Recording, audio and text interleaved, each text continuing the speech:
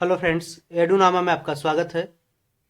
17 दिसंबर को दरोगा पीटी का एग्जाम होने वाला है और उसमें कृषि एवं पशुपालन से 2 क्वेश्चंस लगभग पूछे जा सकते हैं, तो आप उसके लिए ये वीडियो सफिशिएंट रहेगा, आप इसे देख लें। जनगणना 2011 के अनुसार देश का 55% आबादी जीविका के लिए कृषि पे निर्भर है। कितना है? तो 55% जीविका के लिए कृषि पर निर्भर है। कृषि 7वीं अनुसूची की राज्य सूची का विषय है। तो ये 7वीं अनुसूची में क्या आता है? तो ये central union list, state list और कंकरेंट लिस्ट आता है। और कंकरेंट लिस्ट यानी कि समवर्ती सूची ऑस्ट्रेलिया से लिया गया है। कृषि किसका भाग है? तो ये 7वीं अनुसूची की राज्य सूची का भाग है, विषय है। ठीक है। स्वतंत्र भारत के पहले कृषि मंत्री थे पंजाब राव देशमुख। पंजाब राव देशमुख स्वतंत्र भारत के पहले कृषि मंत्री थे। देश में प्रथम कृषि विश्वविद्यालय गोविंद वल्लभ पंत कृषि विश्वविद्यालय की स्थापना 1960 में पंतनगर उत्तराखंड में हुई थी। देश में प्रथम कृषि विश्वविद्यालय गोविंद वल्लभ पंत कृषि विश्वविद्यालय की स्थापना 1960 में पंतनगर उत्तराखंड में हुई थी। प्रथम कृषि विज्ञान केंद्र की स्थापना 1974 में पुडुचेरी यानी कि पांडिचेरी में हुआ था। भारतीय कृषि अनुसंधान संस्थान की स्थापना मूल रूप से 1905 में बिहार के पूसा में हुई थी। वर्तमान में भारतीय कृषि अनुसंधान संस्थान ICAR Indian council of agriculture research Pusa campus Delhi में स्थित है, नई दिल्ली में। भारतीय कृषि का इतिहास नामक पुस्तक SS रंधावा द्वारा लिखी गई है। हिस्ट्री ऑफ इंडियन एग्रीकल्चर पूछता है क्वेश्चन, किसने लिखा है? तो MS रंधावा ने। विश्व वन्य दिवस 21 मार्च को मनाया जाता है। हरित क्रांति का विश्व स्तरीय जन्मदाता नॉर्मन बोरलॉग है, जो अमेरिकी को माना जाता है। हरित क्रांति का विश्व स्तरीय जन्मदाता नॉर्मन बोरलॉग है, जो अमेरिकी हैं। बोरलॉग पुरस्कार किसी क्षेत्र से संबंधित है? बोरलॉग पुरस्कार किससे संबंधित है? तो कृषि क्षेत्र से संबंधित है। भारत में हरित क्रांति की शुरुआत 1967-68 में हुई थी। MS स्वामीनाथन को भारत में हरित क्रांति का जनक माना जाता है और हाल ही में इनका निधन हो गया है। हरित क्रांति का जनक देश कौन सा है? तो ये फिलीपींस है। हरित क्रांति का जनक देश फिलीपींस है। हरित क्रांति शब्द का प्रयोग सर्वप्रथम अमेरिका के डॉक्टर विलियम गॉड ने किया था। भारत में हरित क्रांति का सर्वप्रथम पंजाब में आई, जिसका सर्वाधिक प्रभाव गेहूं पर पड़ा। गेहूं के लिए औसत तापमान 10 डिग्री सेंटीग्रेड से 25 डिग्री सेंटीग्रेड तथा वार्षिक वर्षा 50 से 75 सेंटीमीटर जरूरी होता है। तो अभी के दिनों में, जैसे अभी ठंडी में गांव में आप देखते होंगे कि खेतों में गेहूं के फसल बोया जा रहा है। ग्लूटीन नामक प्रोटीन गेहूं में पाया जाता है। गेहूं उत्पादन में चीन प्रथम स्थान पे है, भारत दूसरा स्थान पे है। तो गेहूं उत्पादन में चीन का स्थान प्रथम है और भारत का स्थान दूसरा है। गेहूं उत्पादन में अग्रणी राज्य है, भारत में उत्तर प्रदेश पहला स्थान पे है। गेहूं का वनस्पतिक नाम क्या है? तो ये ट्रिटिकम स्टीबम है, ट्रिटिकम स्टीबम। सोना, कल्याण, अर्जुन, ये सारे गेहूं की किस्में हैं। सोना, कल्याण, अर्जुन, ये गेहूं की किस्म है। गेहूं में 42 व चावल में 24 गुणसूत्र होते हैं। तो गेहूं में कितने क्रोमोजोम होते हैं, यानी कि गुणसूत्र होते हैं? तो 24 होते हैं और चावल में 24 होते हैं। गेहूं के लिए सबसे उपयुक्त मिट्टी क्या है? तो जलोढ़ है, जलोढ़ मिट्टी यानी कि एलोवियल सॉइल है। गेहूं में विटामिन B1, B2 तथा B6 पाया जाता है। गेहूं में विटामिन B1, B2, B6 पाया जाता है। गेहूं में रस्ट रोग कवक के कारण होता है, यानी कि फंगस के कारण होता है। चावल का वनस्पतिक नाम है ओराइजा सटाइवा, जो ग्रैमीनी कुल, गेहूं भी ग्रैमीनी कुल का आता है और चावल भी ग्रैमीनी कुल का ही ये पौधा है। तो चावल का वनस्पतिक नाम क्या है? ओराइजा सटाइवा, जबकि गेहूं का वनस्पतिक नाम ट्रिटिकम एस्टिबम है। और दोनों कौन से कुल से आते हैं? तो ग्रैमीनी कुल से ही आते हैं। चावल में कार्बोहाइड्रेट 76% कार्बोहाइड्रेट होता है। प्रोटीन होता है 6 से 7% तथा वसा होता है 2.5%। चावल में कार्बोहाइड्रेट की मात्रा 76%, प्रोटीन सबसे ज्यादा चावल में कार्बोहाइड्रेट होता है। प्रोटीन में 6 से 7% तथा वसा 2.5% प्रेजेंट होता है। यहां से आपको कम से कम 4 क्वेश्चन के आसपास तो देखने को मिल ही जाएगा। किसी तरीके से इनडायरेक्टली या डायरेक्टली ऑप्शन के साथ आप एलिमिनेट कर सकते हैं। तो आप देख सकते हैं कितना इंपॉर्टेंट ये कृषि एवं पशुपालन है। चावल की खेती के लिए औसत तापमान 25 डिग्री सेंटीग्रेड तथा वार्षिक वर्षा 100 सेंटीमीटर जरूरी होता है। चावल को पॉलिश करने या ज्यादा धोने पर विटामिन B1 यानी कि थाइमिन नष्ट हो जाता है। धान में खैरा रोग जस्ते की कमी यानी कि जिंक की कमी से धान में खैरा रोग होता है। जया, पद्मा, सोना और मधु ये धान की प्रजातियां हैं। जया, पद्मा, सोना व मधु धान की प्रजातियां हैं। विश्व में धान की प्रथम बौनी किस्म क्या है? तो IR8 है। विश्व में धान की प्रथम बौनी किस्म यानी कि डार्फ जो ब्रीड है वो IR8 है। धान की खेती प्रतिरोपित बुआई द्वारा होती है। धान की खेती प्रतिरोपित बुआई के द्वारा होती है। पूसा 444 बाजरा की एक प्रजाति है। पूछ सकता है क्वेश्चन कि पूसा 444 444 किसकी प्रजाति है? तो बाजरा की है, मिलेट की है। पंतजी 111 यह चना की एक प्रजाति है। पंतजी 114। तंबाकू में विषैला तत्व निकोटीन पाया जाता है। दलहनों का राजा चना तथा रानी मटर कहलाती है। दलहनों का राजा चना तथा रानी मटर है। मिट्टी में नाइट्रोजन की कमी पूरा करने के लिए चना बोने को प्राथमिकता दी जाती है। 2,4-D क्या है? एक खर पतवारनाशी है, एक बीडीसाइड है 2,4-D। आम का वनस्पतिक नाम क्या है? मैंजीफेरा इंडिका है, मैंगीफेरा इंडिका है। हॉर्टिकल्चर बागवानी से तथा ओलेरीकल्चर साग सब्जियों के उत्पादन से संबंधित है। हॉर्टिकल्चर बागवानी तथा ओलेरीकल्चर साग सब्जी से के उत्पादन से संबंधित है। वनों और जंगलों का अध्ययन सिल्वीकल्चर के अंतर्गत किया जाता है। वनों और जंगलों का अध्ययन सिल्वीकल्चर के अंतर्गत किया जाता है। वृक्षों वनस्पतियों की खेती का अध्ययन वृक्ष संवर्धन यानी कि अर्बोरिकल्चर कहलाता है। वृक्षों वनस्पतियों की खेती का अध्ययन वृक्ष संवर्धन यानी कि अर्बोरिकल्चर कहलाता है। फलों का अध्ययन पोमोलॉजी कहलाता है, पोमोलॉजी। अंगूर लता टमाटर की प्रजाति है। अंगूर लता किसकी प्रजाति है? तो टमाटर की प्रजाति है। कल्याण ये पत्तगोभी की उपजाऊ किस्म है, कल्याण। मक्का में पाए जाने वाला प्रोटीन क्या है? तो जीन है, जीन। मक्का में पाए जाने वाला प्रोटीन जीन है। ब्लास्ट रोग धान से हरित बाली रोग। देखिए ब्लास्ट रोग किससे संबंधित है? किसमें होता है? तो धान में होता है। और हरित बाली रोग ये बाजरा से संबंधित है। अग्नि निर्जा ये रोग है जो सेब से संबंधित है, एप्पल। ठीक है, अग्नि निर्जा ये सेब में होता है, जबकि ब्लास्ट रोग धान में, हरित बाली रोग बाजरा में होता है। श्वेत क्रांति दूध उत्पादन में तीव्र वृद्धि से संबंधित है, जिसे सार्थक करने के लिए 1970 में ऑपरेशन फ्लड की शुरुआत राष्ट्रीय डेयरी विकास बोर्ड द्वारा किया गया। राष्ट्रीय डेयरी विकास बोर्ड कहाँ है? तो ये करनाल में है। राष्ट्रीय डेयरी विकास बोर्ड की स्थापना 1965 में हुई, जिसका मुख्यालय कहाँ है? गुजरात के आनंद में। ठीक है। डॉक्टर वर्गीज कुरियन को भारत में श्वेत क्रांति ऑपरेशन फ्लड का जनक कहा जाता है। राष्ट्रीय डेयरी अनुसंधान संस्थान करनाल हरियाणा में स्थित है। तो देखिए राष्ट्रीय डेयरी अनुसंधान संस्थान कहाँ है? तो करनाल हरियाणा में, जबकि राष्ट्रीय डेयरी विकास बोर्ड की स्थापना कहाँ? गुजरात के आनंद में की गई थी। चाय में क्या पाया जाता है? तो थीन पाया जाता है, जबकि कॉफी में कैफीन पाया जाता है। चाय में थीन, कॉफी में कैफीन। अरेबिका एवं रोबस्टा ये पूछा गया क्वेश्चन है, किसकी प्रजाति है, किसकी किस्म है? तो ये कॉफी की किस्म है, अरेबिका एवं रोबस्टा। चाय बोर्ड कहाँ है? तो कोलकाता में है। कॉफी बोर्ड है बेंगलुरु। रबर बोर्ड कोट्टायम है, कोट्टायम केरला। तंबाकू बोर्ड है गुंटूर आंध्र प्रदेश में।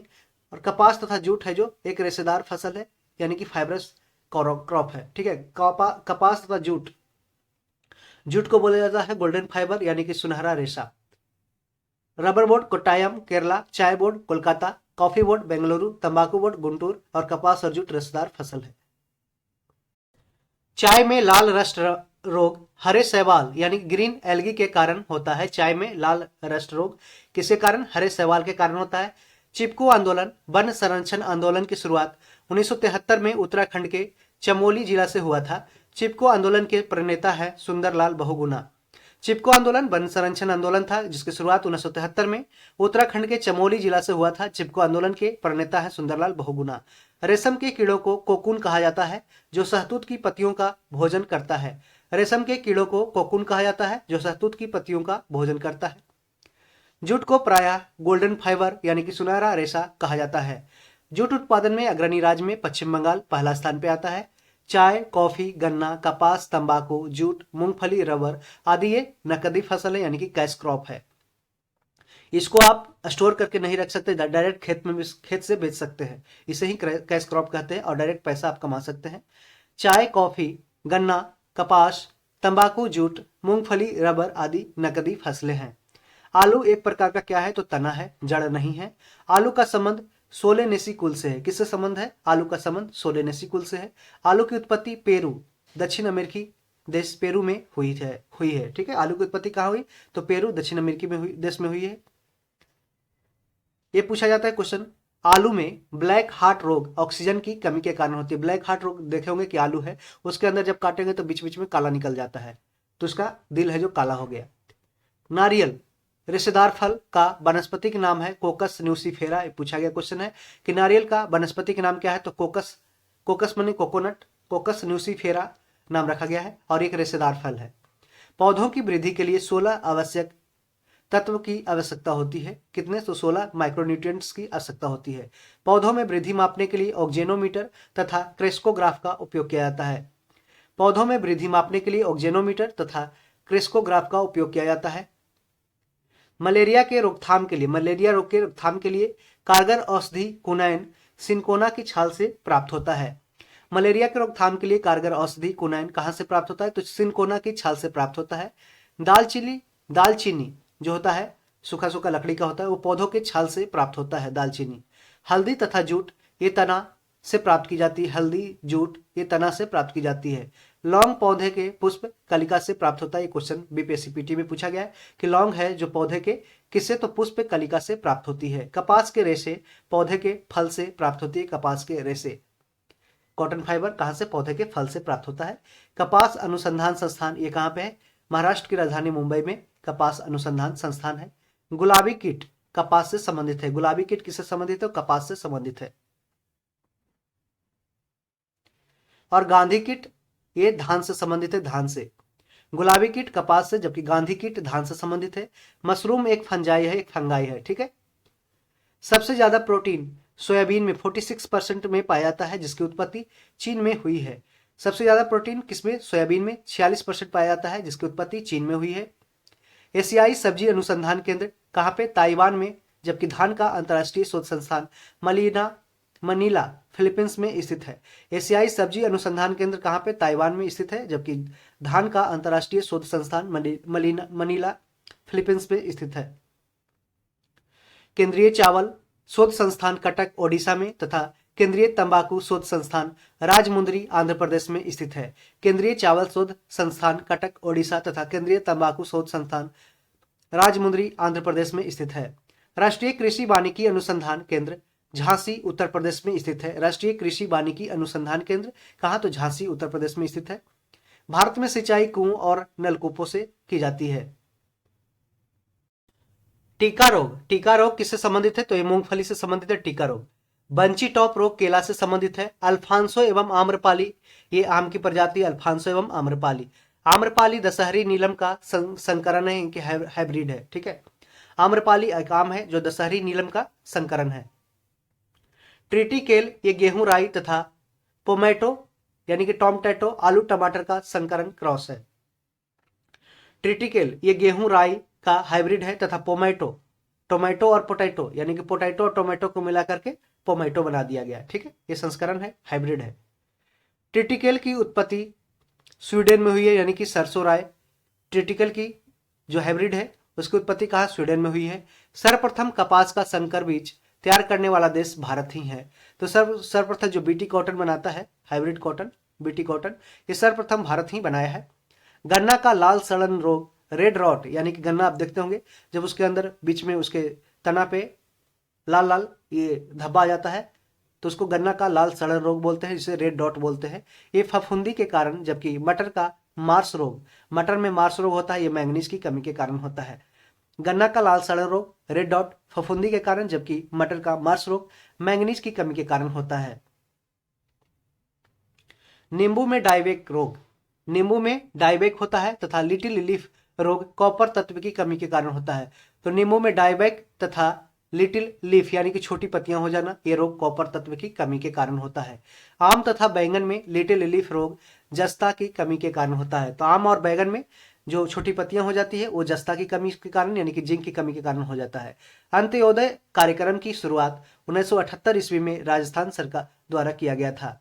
अंत्योदय कार्यक्रम की शुरुआत माने कि सबसे गरीबों में सबसे नीचे उसका है जो उदय करना है, नीचे से ऊपर ले जाना है। तो अंत्योदय, अंत उदय है, ठीक है, अंतो जो सबसे नीचे है उसका उदय करना है, जो अंत में है उसको उदय करना है, ऊपर लाना है। अंत्योदय कार्यक्रम की शुरुआत 1978 में राजस्थान राज्य में हुआ था। फसल बीमा योजना भारत में 1 अप्रैल 1985 को लागू की गई थी। फसल बीमा योजना भारत में 1 अप्रैल 1985 को लागू की गई थी। सबसे पुराना फल है खजूर। ध्यान रहे सबसे पुराना फल क्या है, तो खजूर है। बैर को गरीबों का मेवा कहते हैं, बैर को गरीबों का मेवा। गरीबों की सेव कहते हैं अमरूद को, गरीबों की सेव अमरूद। फलों का राजा आम तथा रानी है फलों की लीची। मसालों की रानी किसे, तो इलायची को मसालों की रानी कहते हैं। कार्डमम। मक्का को अनाज की रानी कहा जाता है, मक्का को अनाज की रानी। डॉक्टर बीपी पाल को भारत में गुलाब का पिता कहते हैं।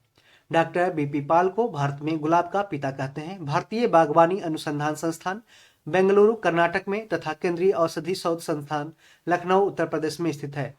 भारतीय बागवानी अनुसंधान संस्थान बेंगलुरु कर्नाटक में तथा केंद्रीय औषधि शोध संस्थान लखनऊ उत्तर प्रदेश में स्थित है। भारतीय लाख अनुसंधान संस्थान नामकुम रांची में स्थित है। भारतीय लाख अनुसंधान संस्थान नामकुम रांची में स्थित है। भारतीय गन्ना शोध संस्थान ये कहाँ पे, कोयम्बटूर तमिलनाडु में स्थित है गन्ना शोध संस्थान। और ये क्वेश्चन आप लखनऊ से कंफ्यूज मत होइएगा। भारतीय गन्ना शोध संस्थान कहाँ है, कोयम्बटूर में है। भारतीय आलू शोध संस्थान ये हिमाचल प्रदेश की राजधानी शिमला में स्थित है। भारतीय दलहन अनुसंधान संस्थान ये कानपुर में है, कानपुर में। केंचुआ किसान का मित्र तथा प्रकृति का हलवाहा कहलाता है। केंचुआ किसान का मित्र तथा प्रकृति का हलवाहा कहलाता है। मिट्टी की उर्वरता बनाए रखने के लिए फसल चक्र यानी कि क्रॉप साइकिल सिस्टम को अपनाई जाती है। पौधों में पत्तों के पृष्ठ पर पाए जाने वाले लघु छिद्रों को रंध्र यानी कि स्टोमेटा कहते हैं। बिना बीज के फलों को विकसित करने की क्रिया टिश्यू कल्चर कहलाता है। बिना बीज के फलों को विकसित करने की क्रिया टिश्यू कल्चर क्या होता है कि कोई भी जैसे गन्ना है, गन्ना को आप काट लिए, बीज से काट के जमीन में इसे रोप दिए तो उसको फिर उस पे गांठ पे है जो अंकुरन स्टार्ट हो जाएगा, इसे ही टिश्यू कल्चर कहते हैं। वृक्षों की मृत कास्ट यानी कि जो डेड लकड़ी होती है उसको हद कास्ट कहते हैं। वृक्षों की मृत कास्ट को हद कास्ट कहते हैं। बीजों का अध्ययन स्पर्मोलॉजी कहलाता है। स्पर्मोलॉजी बीजों का अध्ययन कहलाता है। वन शोध संस्थान कहाँ पे है, तो ये देहरादून में। कई बार क्वेश्चन पूछा गया कि फॉरेस्ट रिसर्च इंस्टीट्यूट कहाँ पे है, तो ये देहरादून में, उत्तराखंड की राजधानी देहरादून में। कच्चे फलों को पकाने के लिए एथिलीन या एसिटिलीन गैस का प्रयोग किया जाता है। तो यहाँ पे डिफरेंस समझ लीजिएगा। यदि पेड़ खुद कच्चे फलों को अपने पेड़ में ही पकाता है तो एथिलीन हार्मोन से पकाता है, और जब हम लोग पेड़ को कच्चे फलों को तोड़ करके पेड़ से ला करके घर में एसिटिलीन गैस के द्वारा पकाते हैं, यानी कि आर्टिफिशियल ये है और ये नेचुरल है। थैलोफाइटा वनस्पति जगत का बड़ा समूह है। तो थैलोफाइटा किसका समूह है, तो वनस्पति जगत का समूह है। समुद्री शैवाल में अल्जेनिक अम्ल होता है, जो मैरीन एल्गी होता है उसमें अल्जेनिक एसिड होता है। सरसों का वैज्ञानिक नाम है ब्रेसिका कंप्रेसिटिस। सरसों का वैज्ञानिक नाम क्या है, तो ब्रेसिका कंप्रेसटिस। राष्ट्रीय कृषि एवं ग्रामीण विकास बैंक नाबार्ड की स्थापना 12 जुलाई 1982 को की गई थी। देखिए, राष्ट्रीय कृषि एवं ग्रामीण विकास बैंक नाबार्ड की स्थापना 12 जुलाई 1982 ईस्वी को की गई थी। शिव रमन समिति का संबंध नाबार्ड से है और इसका मुख्यालय नाबार्ड का कहाँ पे, मुंबई में। हरियाली योजना जल प्रबंधन यानी कि वाटर मैनेजमेंट से संबंधित है, हरियाली योजना। वरुणा योजना एक कृत्रिम वर्षा यानी कि आर्टिफिशियल रेन से संबंधित है, वरुणा योजना। राष्ट्रीय जल नीति 1987 में लागू हुई थी। नेशनल वाटर पॉलिसी कब आया था, 1987 में। कैल्शियम अमोनियम नाइट्रेट को किसान खाद कहा जाता है। कैल्शियम अमोनियम नाइट्रेट को किसान खाद कहा जाता है। सर्वाधिक पशुधन वाला राज्य उत्तर प्रदेश है। कैल्शियम अमोनियम नाइट्रेट को किसान खाद कहा जाता है। और सर्वाधिक पशुधन वाला राज्य कौन सा है, उत्तर प्रदेश में सबसे ज्यादा मवेशी मिलते हैं। केंद्रीय पशु चिकित्सा अनुसंधान संस्थान उत्तर प्रदेश के इज्जतनगर जो बरेली जिला में स्थित है। केंद्रीय पशु चिकित्सा अनुसंधान संस्थान उत्तर प्रदेश के इज्जतनगर बरेली में स्थित है। भारत में सर्वप्रथम कृत्रिम गर्भाधान 1942 ईस्वी में इज्जतनगर बरेली उत्तर प्रदेश में प्रारंभ हुआ था। भारत में सर्वप्रथम कृत्रिम गर्भाधान यानी कि आर्टिफिशियल जो प्रेगनेंसी सिस्टम 1942 में इज्जतनगर बरेली उत्तर प्रदेश में प्रारंभ हुआ था।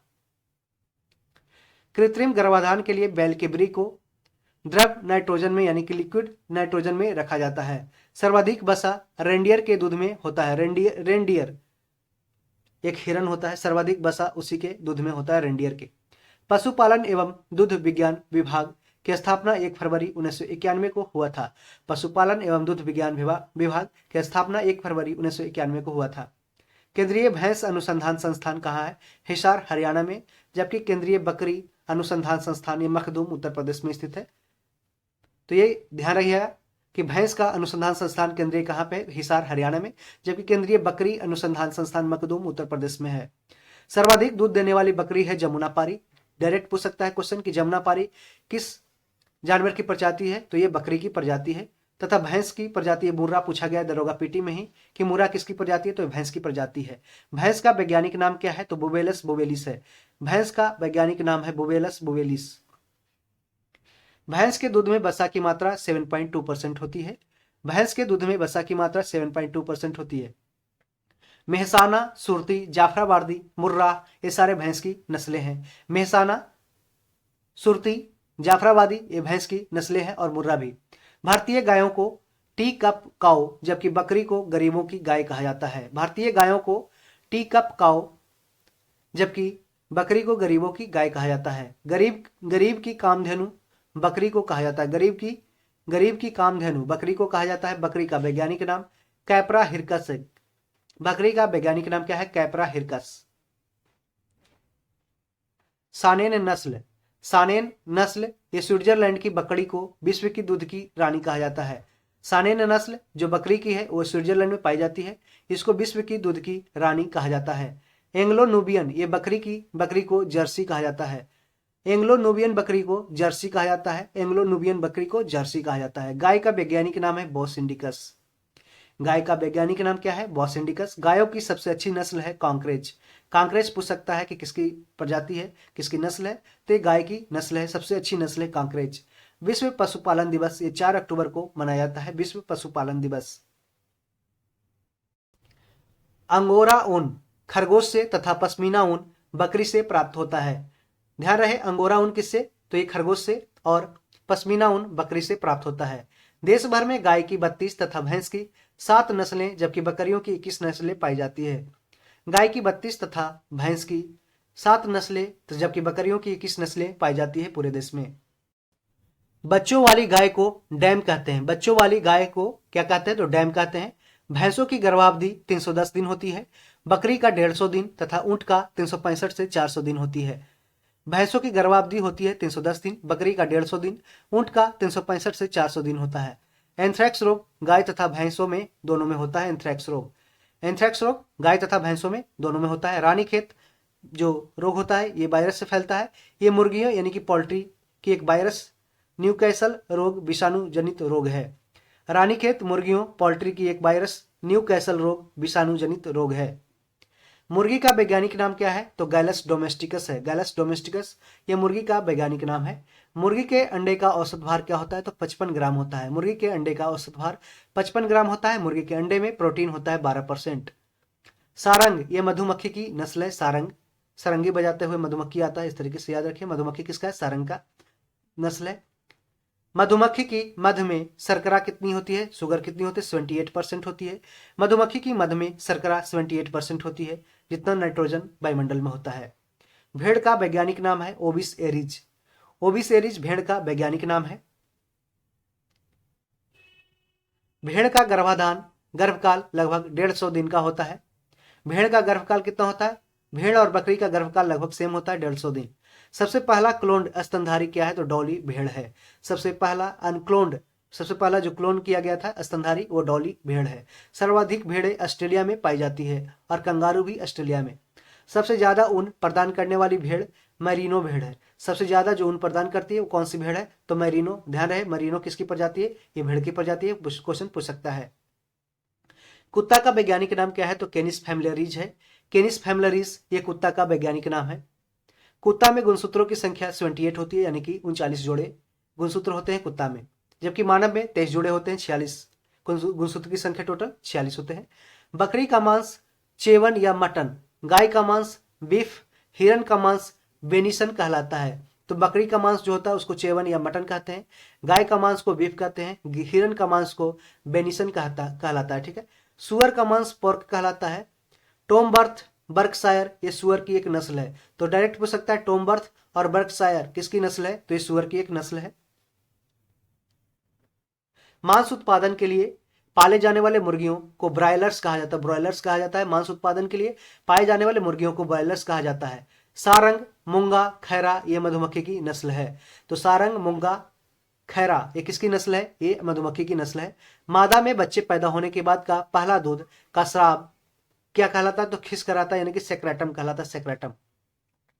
मोती पिंक टेंडा जंतु से निकाला जाता है। यही क्वेश्चन है जो पूछा गया था अभी दरोगा जो 64 पोस्ट के लिए पीटी हुआ था, उसमें पूछा गया था मोती किस जंतु से निकाला जाता है, तो ये पिंक टेंडा जंतु से निकाला जाता है।